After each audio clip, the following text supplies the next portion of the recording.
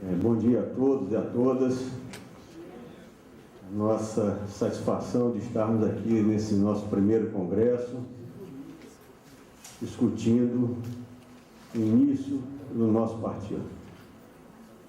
Esse primeiro congresso que eu considero, e foi abordado dessa maneira ontem, o congresso do sonho e do desafio.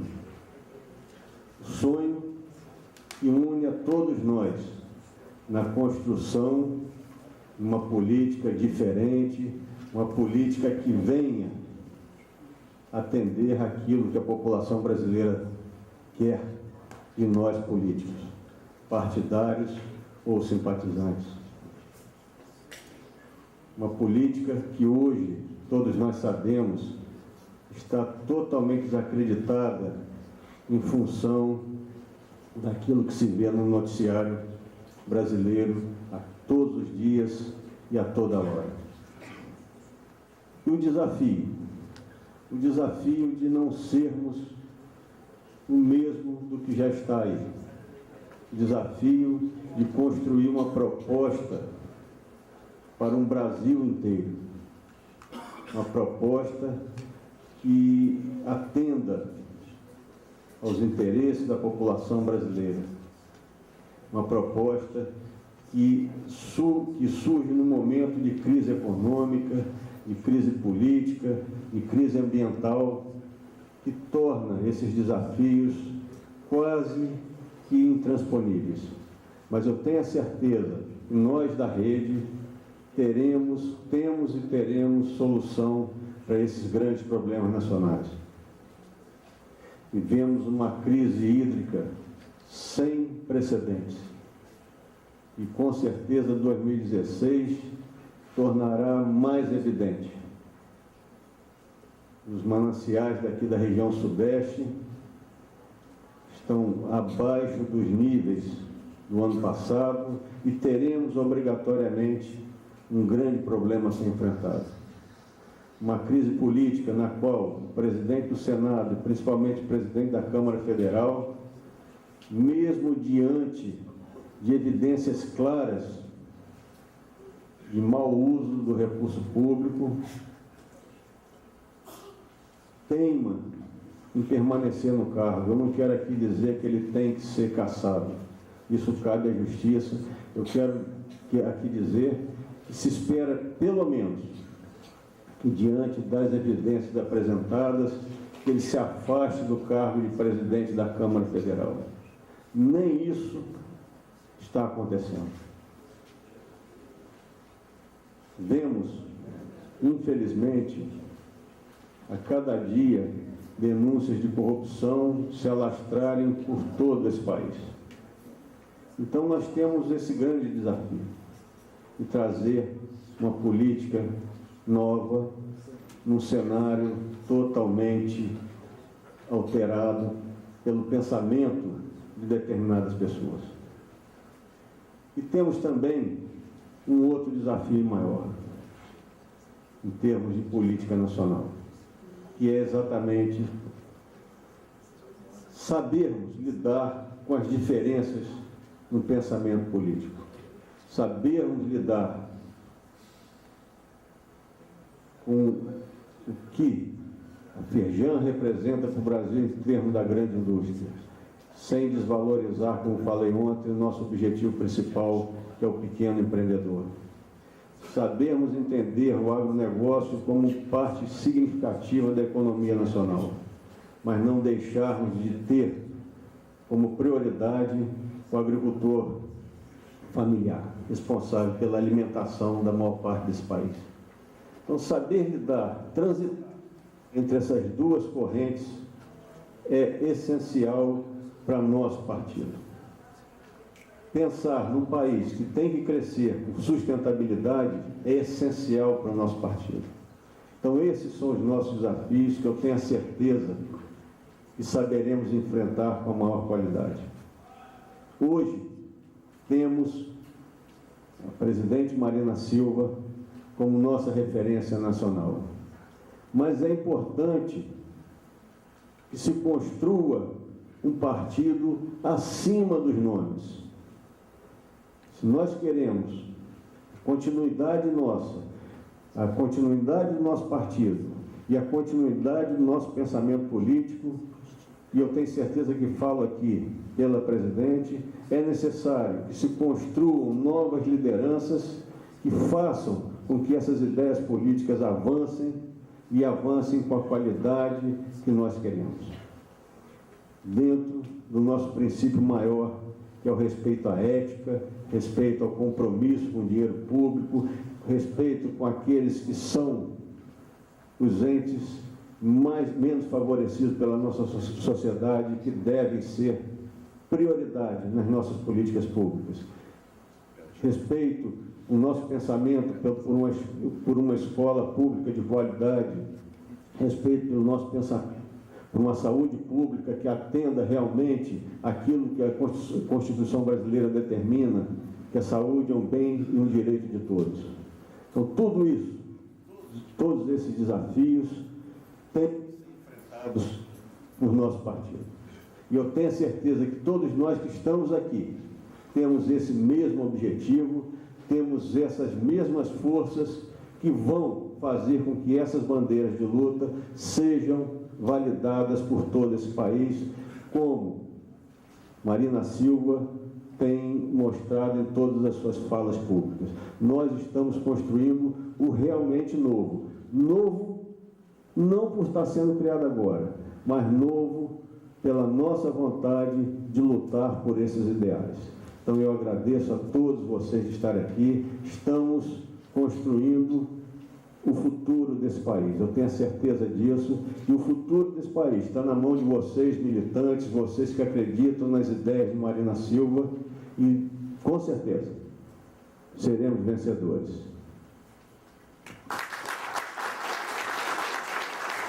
Bom dia a todos e todas. A gente vai iniciar os trabalhos aqui agora. Como vocês devem ter visto na programação, nós vamos fazer uma mesa de conjuntura. Nessa parte da manhã, a discussão vai girar em torno dessa mesa de conjuntura, onde nós estaremos contando com 3 falas, e eu queria chamar aqui para compor essa mesa o Luiz Eduardo Soares. É uma pessoa que não só está com a gente no processo de construção da rede, mas tem todo um trabalho político que gira muito também em torno da segurança pública, mas que tem várias frentes de militância, que não só milita dentro das universidades, em espaços públicos mais diversos, incluindo aí as caminhadas de 2013. Eu não consigo me esquecer da gente saindo da caminhada, de uma das caminhadas de 2013, o Luiz entrando, parecendo um adolescente, com mochilinha nas costas, correndo com a Miriam no restaurante, chegando da caminhada também. Então, assim, a importância de ter companheiros valiosos como o Luiz, nesse momento, que tem contribuído e que podem contribuir ainda mais nessa construção. E, para compor a mesa ainda, eu gostaria de chamar o companheiro Ale Youssef, que é um companheiro ligado aos meios de comunicação, para além da atuação política, é um companheiro ligado aos meios de comunicação e que tem ajudado a gente nesse outro olhar que a gente tenta dar, de tentar unir forma e conteúdo. Para além do conteúdo político, a gente também tem uma preocupação com o conteúdo estético. E aí, assim, a ideia, por exemplo, de nós abrirmos aquele ato na Celaron, de estarmos preocupados em trazer esse aspecto mais cultural, mais estético também, foi uma ideia do companheiro que esteve junto com a gente nessa elaboração. E para compor a mesa de conjuntura, para finalizar essa mesa, eu gostaria de chamar o companheiro Martiniano, que eu acredito até que dispense a apresentação, mas é importante reivindicar aí o papel de construção política que o Martiniano vem fazendo durante muitos anos. Vou falar durante muitos anos, mas durante toda uma vida, e assim, o papel de dirigente político, de construtor político que ele tem feito nesse processo, na busca por uma sociedade mais justa, na busca por uma sociedade diferente dessa que a gente tem aqui. Nós vamos iniciar na seguinte dinâmica: cada companheiro que está na mesa vai ter 20 minutos de fala, e durante o processo, durante a fala desses companheiros, eu peço que quem quiser fazer intervenção nessa mesa de conjuntura especificamente, que entregue o nome à mesa para que a gente possa estar organizando aqui as falas, vendo quantidade de tempo. Antes da gente iniciar essa mesa de conjuntura, eu queria chamar aqui o professor José Coco para fazer uma breve saudação para a gente. É uma pessoa que tem acompanhado...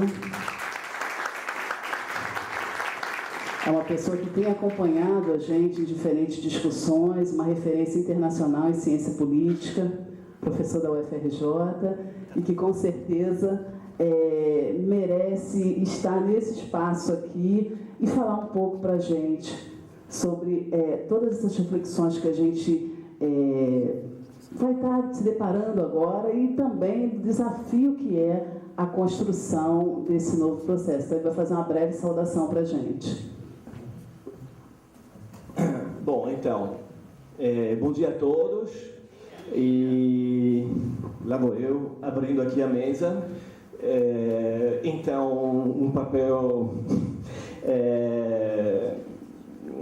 como dizer, difícil com relação ao que estou acostumado a fazer, mas enfim, vou dar a saudação aqui na abertura da mesa. É um prazer estar aqui com os companheiros, né? E o que eu posso dizer assim, nessa abertura ao qual que me convidaram a fazer. Então eu pensei aqui 5 minutos conversando com o meu amigo Bruno Cava, pensei em 3 pontos. A máquina que destruiu, desconstruiu junho é a mesma que destruiu, desconstruiu a candidatura da Marina em outubro de 2014. Acho que precisamos absolutamente lembrar que existe uma correlação entre essas duas dimensões e que não existe nenhuma figura, nenhum partido, nenhuma rede organizada que possa representar junho, mas nós somos, eu acho, e a rede tem que ser a expressão do que junho foi, do que o junho continua querendo ser. Hoje, politicamente, junho não é nada, mas ele precisa ser tudo, e a gente precisa raciocinar nesses termos. Antes de descer aqui para assistir à abertura, encontrei o companheiro Molon, com quem eu militei no PT aqui no Rio de Janeiro há muito tempo, e sempre fizemos oposição a esse conluio, a gente poderia dizer coalizão, PT-PMDB, aqui no Rio de Janeiro, né? Estávamos no PT e, ao mesmo tempo, fizemos oposição sempre ao PT-PMDB aqui do Rio de Janeiro, né? Aliás, conheci ele aqui nesse auditório, se eu lembro, no lançamento daquela candidatura que era dele em 2008, né? E depois também, depois de 2010, eu lembro de um seminário organizado por ele, tinha Maria da Conceição Tavares aqui, e era um balanço já negativo das eleições de 2010, e o título que o Molon tinha proposto era "E agora PT?", né? Ele tinha me convidado para falar. Eu acho que esse encontro com o Molon é o fato de a gente estar de novo juntos, para pensar a democracia, a mobilização, a inovação política, né? Depois de junho e agora dentro de uma dinâmica de rede de inovação radical, me faz pensar em 2 coisas. Em primeiro lugar, que nós temos que continuar a pensar a necessidade de uma alternativa, de uma oposição firme, de uma alternativa ao modelo de gestão do governo, que é o governo do PMDB, e do qual o PT se tornou, como no Rio de Janeiro, uma facção, sequer uma componente. Eu acho que nos debates que nós tínhamos dentro do PT, nós dizíamos que o Rio de Janeiro não era, como diziam no nível nacional, um caso à parte, não era um ponto fora da curva, mas a própria curva. E isso está demonstrado. Agora, ao mesmo tempo, o fato que estamos aqui juntos, né, e os desafios que nós temos, ele implica a necessidade de a gente pensar do ponto de vista da conjuntura, da proposta, do que estamos começando, desse caminho, né, que a gente precisa se abrir não ao êxodo apenas das figuras políticas, né, que vão ficar desamparadas diante da crise extremamente grave que todo o sistema da representação está atravessando, mas diante do êxodo da sociedade. O que a gente tem que pensar é como a gente se abre e se deixa atravessar pelas dinâmicas de empoderamento que caracterizam hoje, né, a crítica sistemática, mesmo quando ela não encontra espaços adequados, da representação política, né, diante de uma crise que tem dimensões múltiplas e é extremamente grave.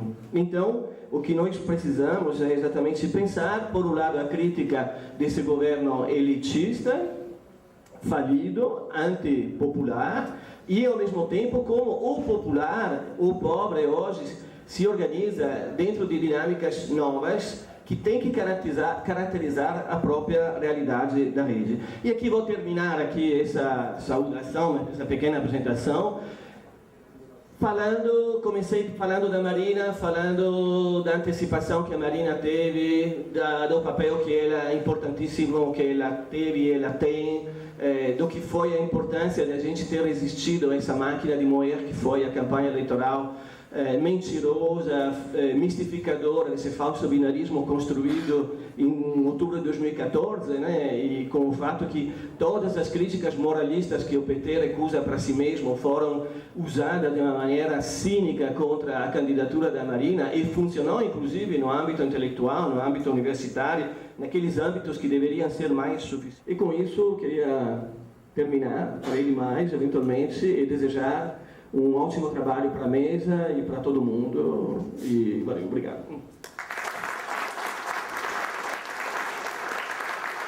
Bom, queria agradecer aqui as contribuições do professor Gianfranco e chamar para fazer a primeira fala, lembrando para que cada um possa falar conosco e depois a gente abre para o plenário, lembrando das pessoas fazerem a inscrição durante as falas dos nossos 3 convidados. Bom dia, companheiros, companheiras, amigos, amigas. Espero que a gente consiga fazer um congresso muito bem sucedido. A realidade também espera isso de nós. Eu não sei se vamos fazer exatamente pelo menos eu, alguma contribuição sobre conjuntura. Nós estamos no início de formatação política e parece que é necessário a gente também abordar alguns aspectos mais estruturais que definem um pouco os limites por onde se desenvolve a realidade e suas manifestações políticas mais importantes. E esses limites, naturalmente, não são derivados de uma situação nacional. Nós temos as nossas peculiaridades, as nossas características próprias, nossas próprias contradições. Mas nós estamos inseridos num sistema mundializado, mais mundializado na economia do que no trabalho e na vida social, mas tão mundializado quanto na economia, ou talvez mais do que isso, na comunicação. Então, acho que há alguns elementos dessa situação mundial que precisam ser relevados, porque eles são determinantes da nossa vida no planeta. O primeiro desses grandes elementos é que o processo produtivo chegou ao ponto em que as decisões, os ganhos, a implementação de produtividade se descola cada vez mais do trabalho vivo e depende intensivamente da potência geral do sistema produtivo, do conhecimento acumulado historicamente.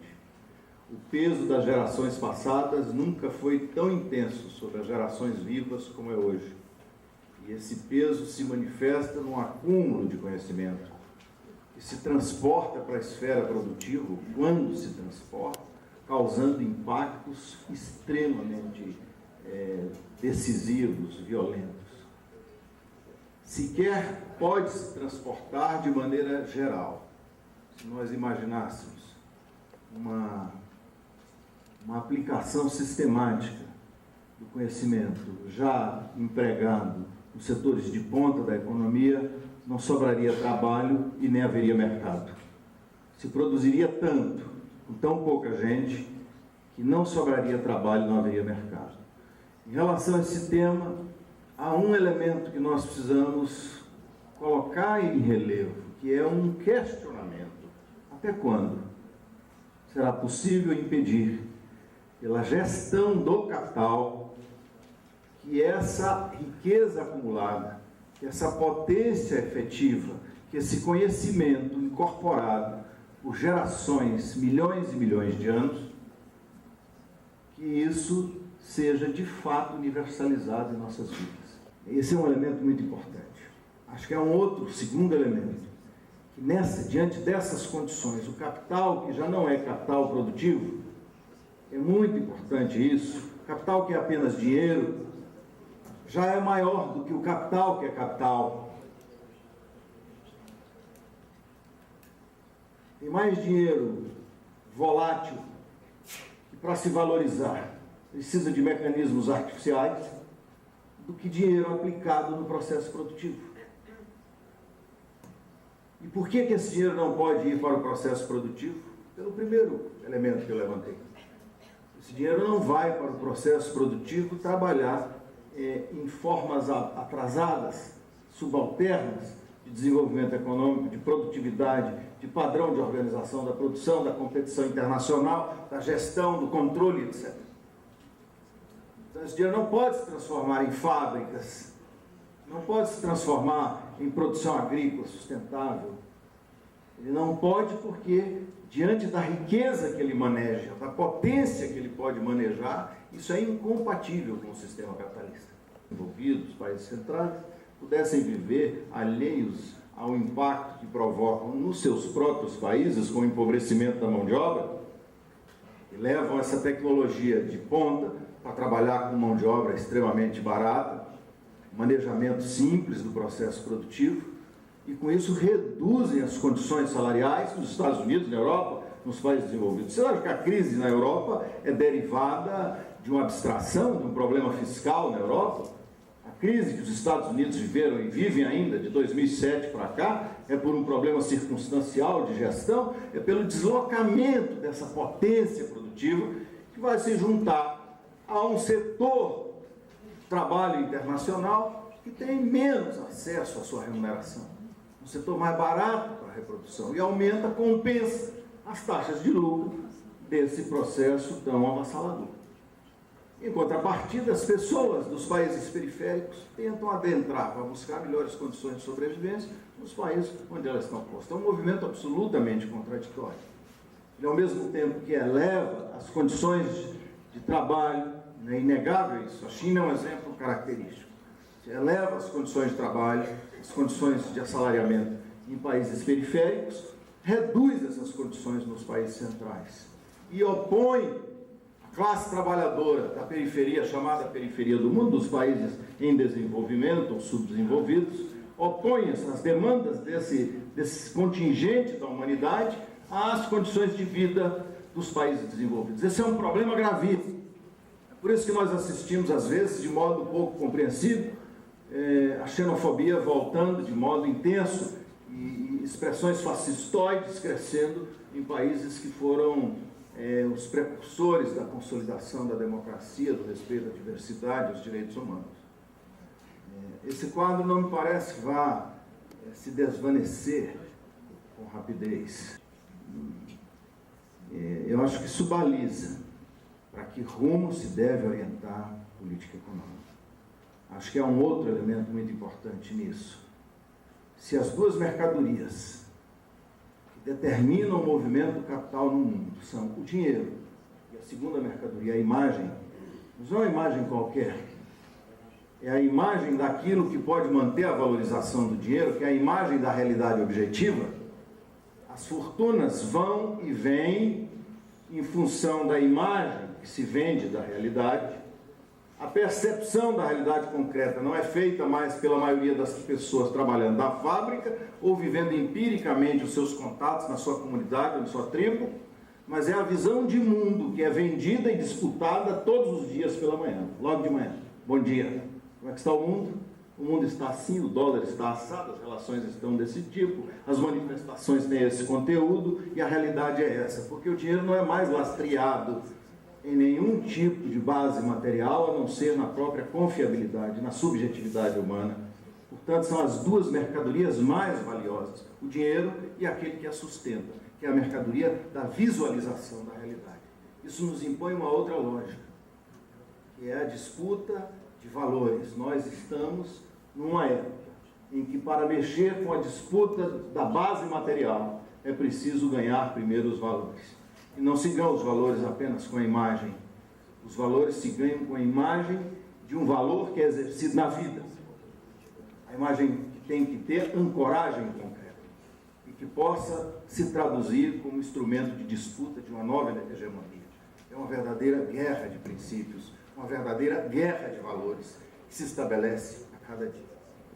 Desses balizadores do mundo, acho que nós temos a nossa vida aqui, que repetem ou apenas refletem, mas que certamente derivam dessas condições, ou estão de algum modo vinculadas a esses determinantes da situação mundial.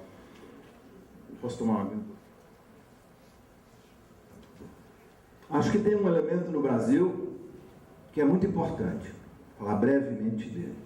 Em função dessa guerra das ideias, dessa disputa dos valores, nós assistimos uma resultante muito negativa na realidade brasileira de hoje. Ela não aconteceu agora, ela não é fruto de um movimento errado, de um debate mal posicionado nas eleições passadas. Também as eleições passadas influenciaram nisso. Também as decisões do atual governo influenciam nisso, com certeza. Mas eu penso que a gente deve olhar para um rebaixamento do nível de exigências, do nível de organização, do nível de consciência da sociedade brasileira em relação às políticas públicas, à ética, à perspectiva do Estado e às suas próprias demandas.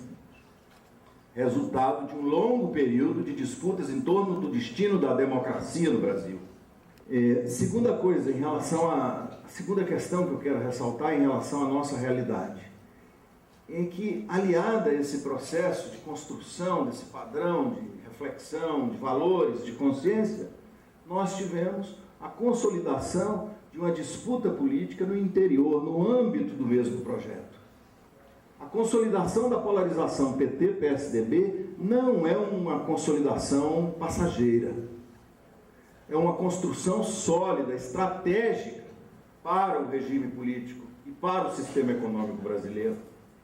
Quando o PT adere com a Carta aos Brasileiros ao modelo de gestão que privilegia o capital financeiro como ponto intocável, como ponto principal da sustentação da política econômica, houve uma alteração profunda na correlação de forças de luta política na realidade brasileira, muito profunda. Não foi uma alteração qualquer. O que mudou foi simplesmente o seguinte: nós tivemos passando para o lado da defesa essencial do capital, o Partido dos Trabalhadores, as suas principais instituições, a CUT, a grande maioria dos sindicatos brasileiros, e a neutralização de setores populares que tinham um combate mais persistente a esse modelo, mais consistente. Então estabeleceu-se uma espécie de congelamento da disputa política ao limite do grande capital, dos interesses do capital financeiro. Isso é de tal modo absurdo que nós assistimos agora no Congresso Nacional a bancada do PSDB pedindo a flexibilização, a flexibilização do fator previdenciário e a bancada do PT defendendo a manutenção do fator previdenciário. E tem sido assim em relação às políticas monetárias e às políticas econômicas.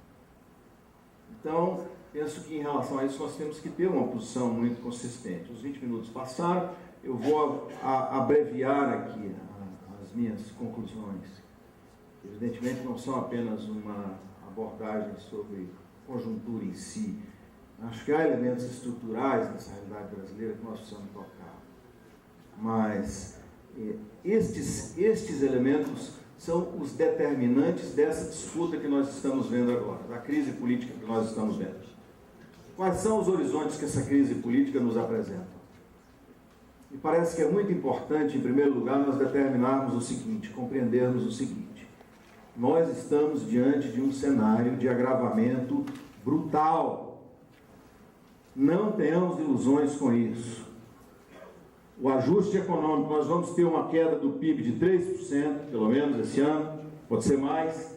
Para o ano que vem não se prevê nada menor do que uma retração de 3%, 4%, os mais otimistas. Essa repetição de índices vai levar o desemprego para casa de 10% no Brasil. Nós veremos um processo de agudização das contradições sociais no país. E nós veremos a agudização, já estamos vendo, a agudização dessas contradições sociais sendo capitaneada por forças políticas e agentes de interlocução com a sociedade profundamente conservadores. O alinhamento da grande mídia com os partidos conservadores e o envolvimento do PT na manutenção dessa estabilidade se traduz na fala do Lula no Encontro Diretório Nacional, que questiona se nós queremos governar o Brasil ou queremos caçar o Eduardo Cunha. A estabilidade desse regime, a governabilidade desse regime, reduz a lógica do pragmatismo, da política concreta, da real política, à absorção de todas as suas degenerações.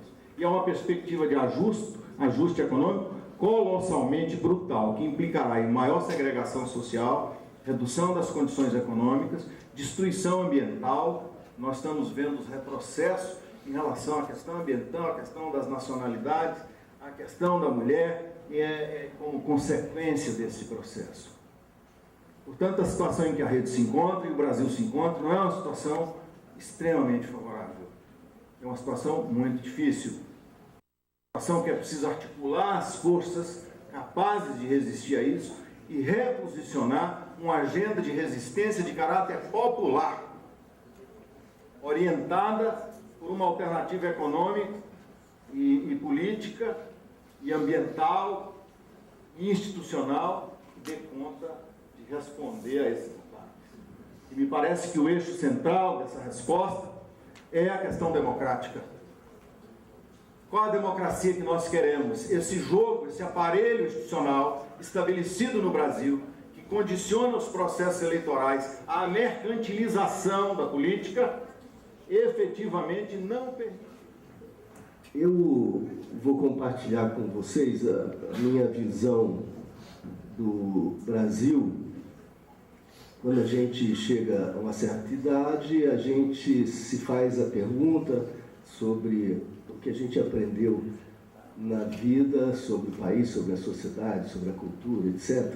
Há que se encontrar alguma síntese para aproveitar o tempo que resta, dando a contribuição possível ao lado dos parceiros, das parceiras. E eu fiz a seguinte síntese a respeito desse nosso país. Do meu ponto de vista, a questão crucial, axial, matricial, fundamental, qualquer que seja o adjetivo nessa linha, é o racismo.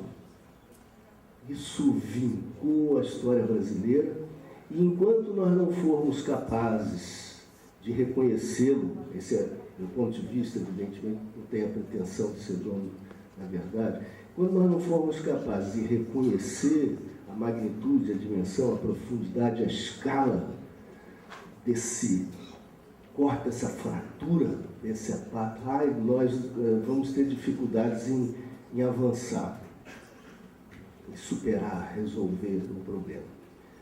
Muitos dos meus amigos, amigas, pesquisadores da área de ciências sociais discordam, talvez a maioria discorde, certamente a bibliografia mais ampla e celebrada não reconhece esse mesmo ponto de vista.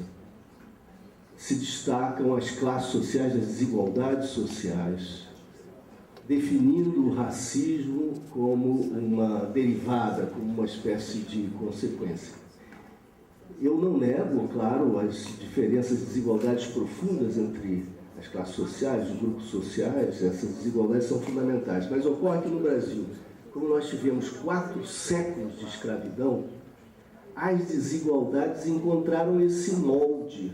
Vocês sabem o molde no qual se constrói com a massa um certo objeto, né? O molde que recepcionou e formatou o nosso gesso, a nossa gestalt, a nossa unidade, é esse, são os 4 séculos de escravidão. Nós passamos a vivenciar a experiência da desigualdade sob o prisma da escravidão. E a escravidão tem a sua radicalidade, para usar aqui uma expressão pernóstica, ontológica. Quer dizer, disse na escravidão que alguns não são seres humanos. São, de fato, reificados, tratados como coisa, como instrumento de trabalho. E não indiretamente, por processo do capital, mas diretamente, na relação imediata. O outro é uma ferramenta, é um instrumento para a realização do poder e dos benefícios do lucro do senhor, do superior. As desigualdades brasileiras, portanto, não são apenas as desigualdades que são típicas do processo capitalista, são agravadas, radicalizadas, ontologizadas. E a história republicana pós-abolição é a história da fratura profunda entre a sociedade e a política e o Estado. Vocês sabem aquela expressão que na época foi utilizada quando se proclamou a República, foi um golpe de Estado, o qual foi objeto de testemunho por parte da população, que contemplava o movimento das elites bestializado. José Murilo Carvalho escreveu um livro com esse título, sintetizando essa narrativa, aludindo àquela expressão. O povo assistiu à proclamação da República bestializado, perplexo, estupidificado.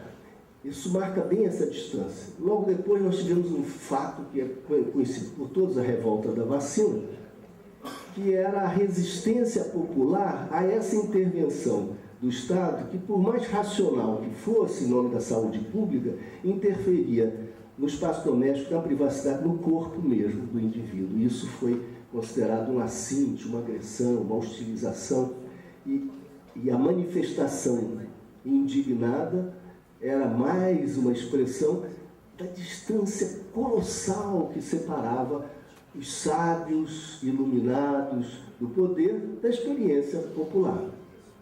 Essa foi a história política brasileira.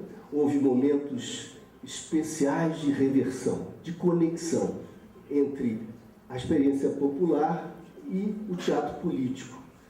Eu vou destacar 2 momentos nos quais houve um curto-circuito, conectando o sentimento popular à ordem política. A ordem política que se dava como meio de reprodução dessas desigualdades muito profundas, que trazem, entretanto, a radicalidade da marca do racismo silenciado. Primeira delas, um momento histórico que mostra a possibilidade de uma conexão inflamada, passional. Não estou dizendo que isso seja virtuoso em si mesmo, benéfico, mas que altera esse quadro. O suicídio de Vargas.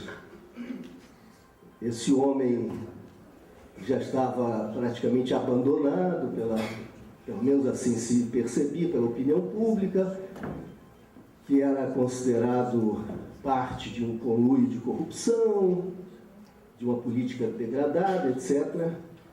Diante do golpe de que é vítima, dá um tiro no coração. No momento em que isso acontece, há uma comoção que contagia a população brasileira, a sua imensa maioria. E Getúlio é acompanhado por multidões e é pranteado por multidões à distância. É que ali a política ganhou vida quando houve a morte.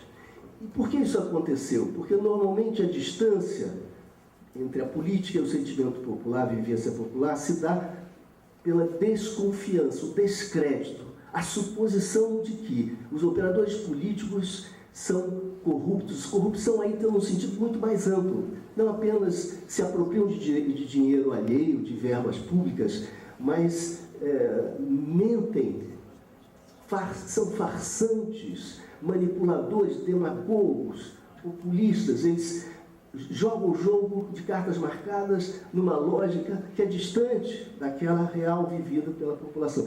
Quando alguém dá um tiro no peito, esse alguém, homem público, é o mesmo que é vítima desse mesmo gesto. Portanto, é o homem público que também se converte no homem de carne e osso, e é o homem de carne e osso que assassina o homem público. Ambos se fundem.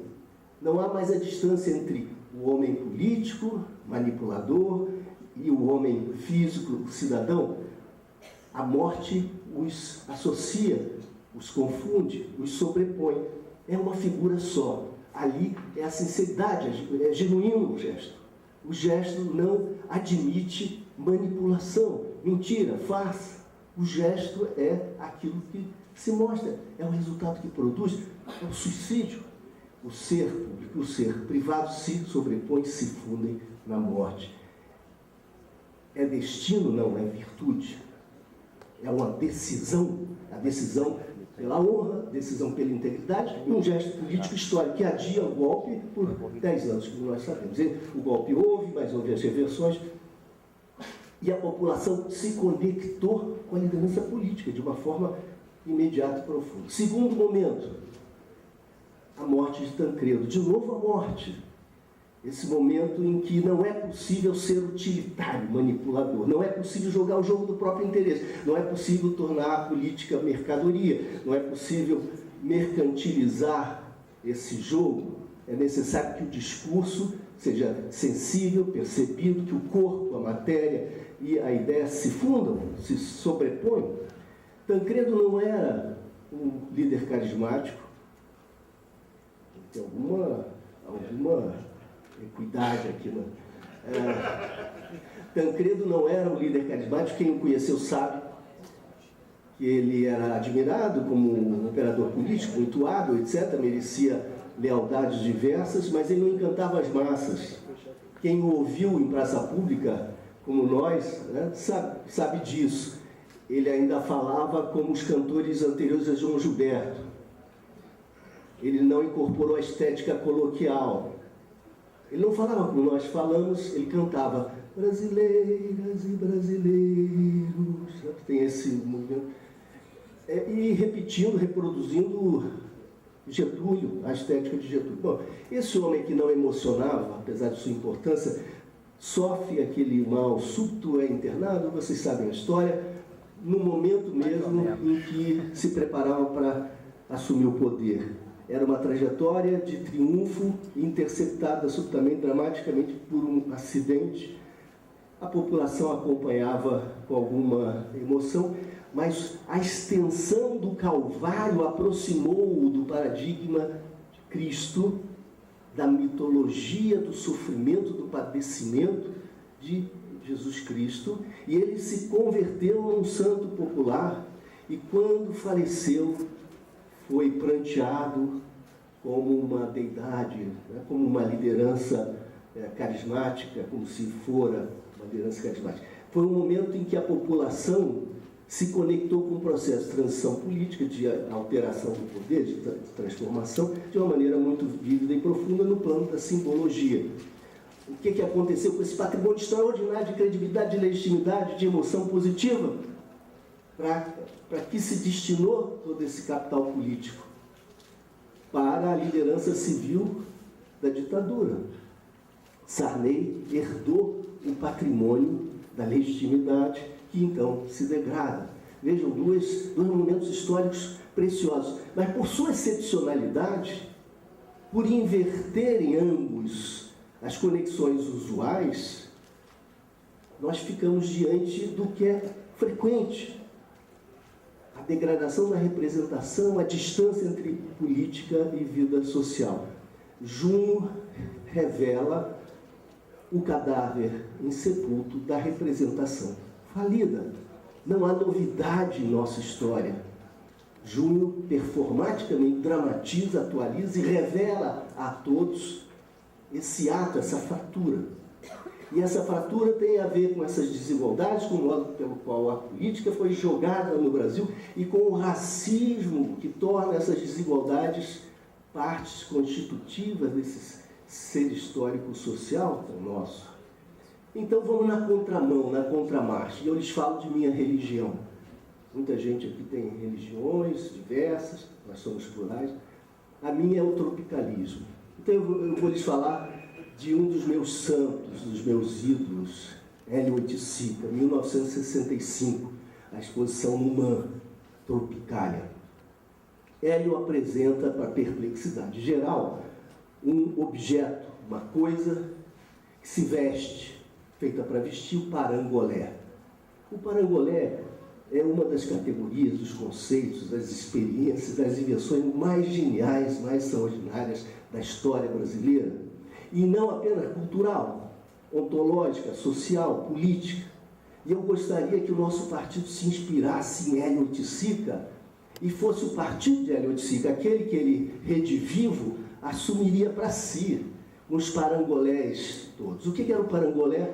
Era uma vestimenta, uma túnica assimétrica, desarranjada, com cores distintas, feita, essa túnica, para vestir.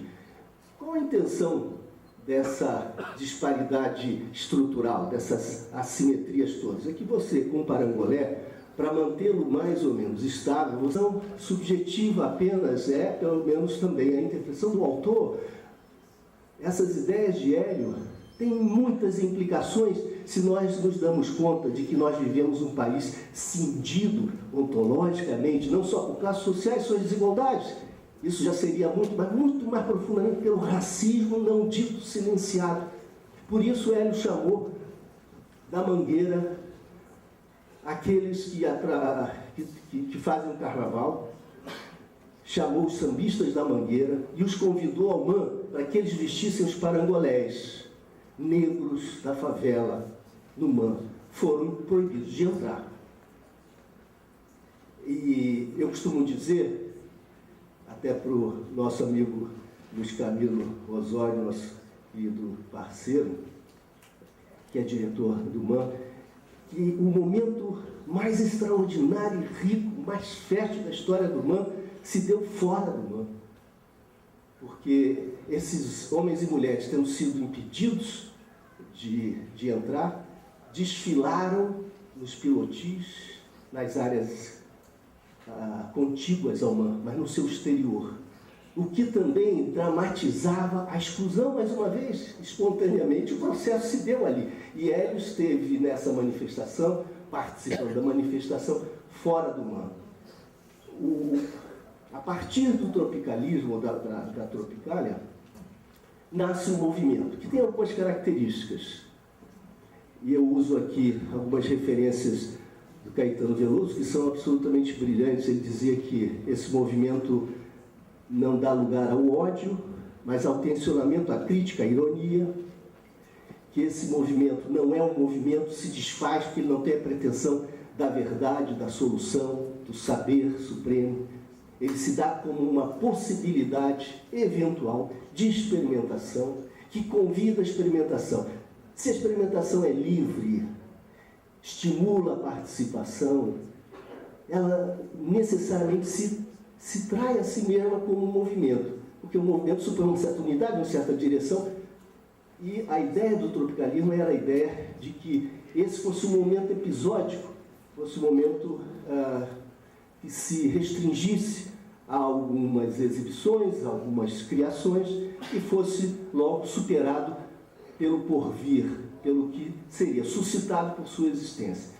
E a experiência que para nós parece já natural, é herdeira, na verdade, do tropicalismo, é a experiência da generosidade intergeracional, interclasse, etc. Nós hoje, na música brasileira, que é uma das músicas mais ricas do mundo, isso é amplamente reconhecido, nós hoje somos capazes de ouvir e valorizar do funk ao samba do início do século XX, à música eletrônica e a todas as expressões que decorrem das fusões. O espírito fusional é uma realização de outra profecia tropicalista enunciada em 1927 pela primeira vez por Oswald de Andrade, a antropofagia. A ideia da antropofagia é uma ideia original, então, nos anos 20. Nós deveríamos ser colonizados pela Europa, dar sequência ao processo de colonização na cultura, ou nós deveríamos rejeitar o império e buscar fontes autóctones originais. Ele diz, isso é uma bobagem, isso é uma besteira. Todo o repertório humano é nosso.